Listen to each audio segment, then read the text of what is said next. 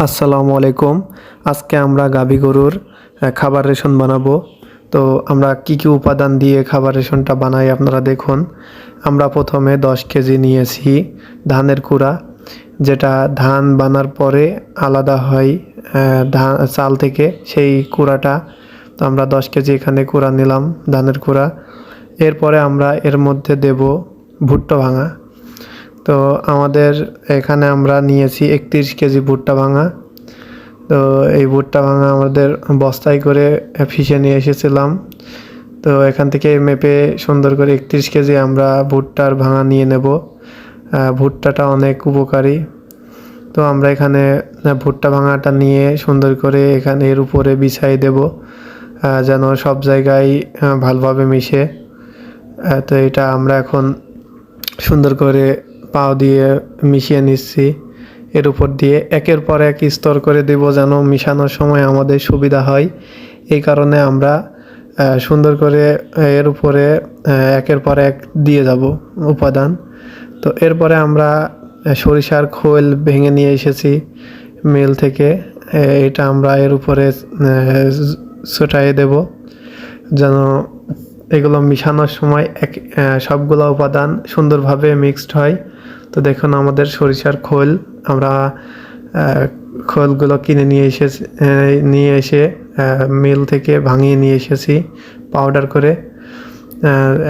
এরপরে আমরা ডিসিপি দেব, DCP powder, যেন আমাদের সাপ্লিমেন্ট হিসাবে ক্যালসিয়াম, বাড়তি ক্যালসিয়াম না দেওয়া লাগে। এই জন্য আমরা 2 কেজি ডিসিপি পাউডার দিব।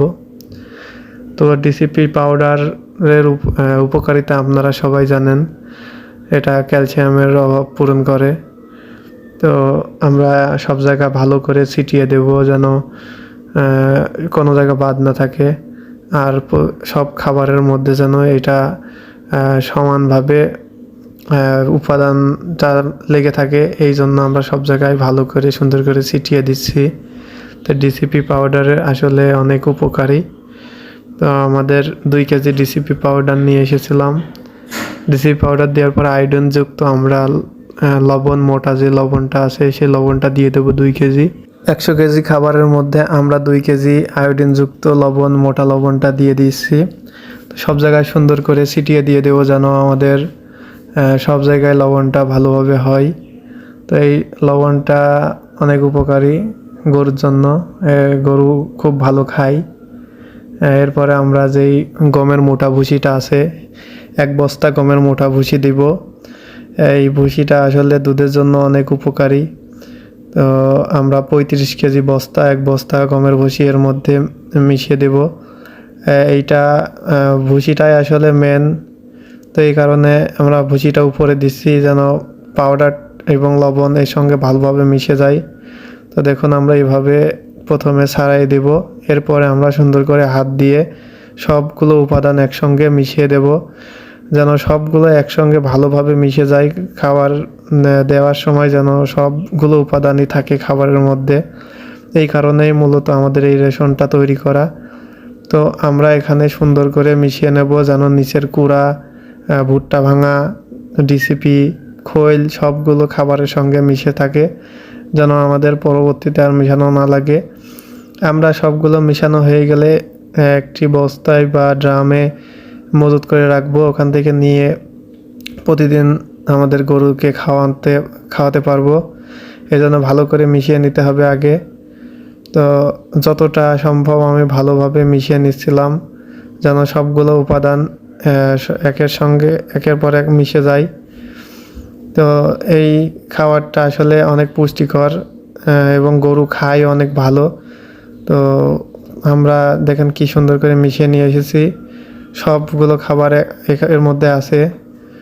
তো এইভাবে আপনারাও খাবার তৈরি করে খাওয়াইতে পারেন। আমাদের খরচ পড়ছে প্রতি কেজিতে 38 টাকা করে। অবশ্য ধানের কুড়া আমরা একটু কম দিয়েছি, যেহেতু আমাদের ছিল না কাছে। তো আপনারা চাইলে ধানের কুড়াটা একটু বেশি করে দিতে পারেন, 15 থেকে 20 কেজি।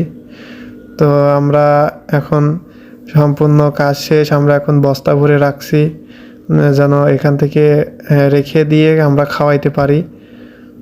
আমাদের বস্তায় ভরা শেষ প্রায়। আমরা ড্রামেও ভরে রাখছি কিছু 100 কেজি খাবার আমাদের অনেক দিনই যায়। তো আমরা এইভাবে 100 কেজি করেই খাবার মূলত বানাই, যেন আমাদের বহন করতেও একটু সহজ হয়, কারণ অনেক খাবার বানিয়ে নষ্ট করার কোনো প্রয়োজন নাই।